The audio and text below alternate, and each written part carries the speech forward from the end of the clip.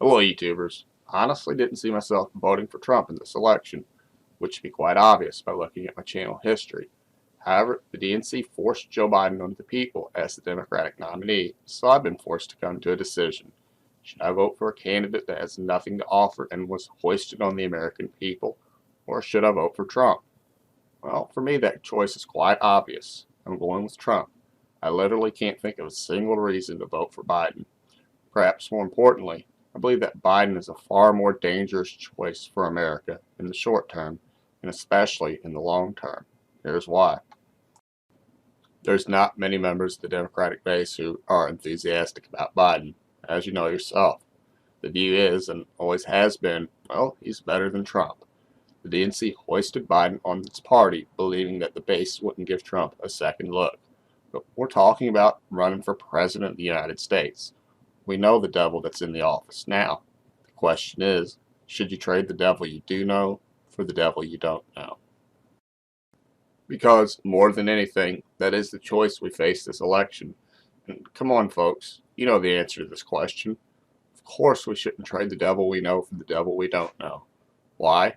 Well, we know how Trump is going to run the office, but we don't know how Biden is going to run the office. Heck, the best we can figure is that he won't do anything but instead allow the oligarchs to run everything.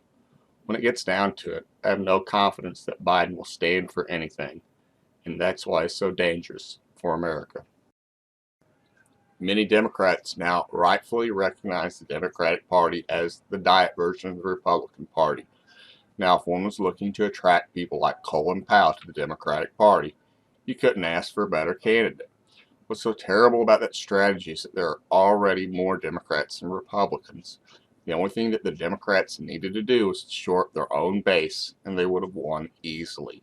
On the other hand, suppose that Biden is successful in bringing many Republicans over to the Democratic Party, leaving the Republican Party severely wounded.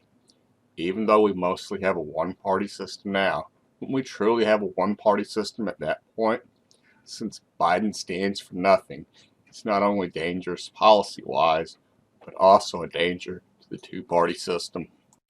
On the most important issue that America will face over the next 4 years, namely the relationship between America and China, I trust Trump far more than I trust Biden.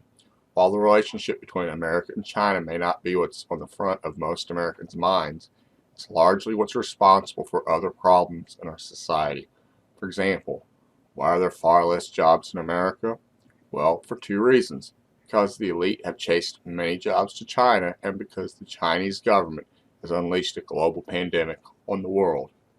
To try and prevent jobs from moving to China, Republicans have lowered taxes on the elite. But that only resulted in less revenue for states, so now many states are going broke. And what happened when states go broke? Well, they try to extract more money out of their citizens. Police try to give more tickets and courts fine more people, which has contributed to the racial injustice that we see in the news. And that's far from the end of it. For example, the reason so many people are dying from opioids is because China is sending fentanyl to America. My point is, if you follow the money, mostly all of our problems lead back to appeasing China. And if there's one thing I know Biden will do in office, much like former administrations, he will appease China. Perhaps more than anything, that's why Biden is so dangerous for America. At least I can trust that Trump will stand up to China rather than to appease them. That's all the time I have for now. If you like this video, please show your support by subscribing. Thanks for your time.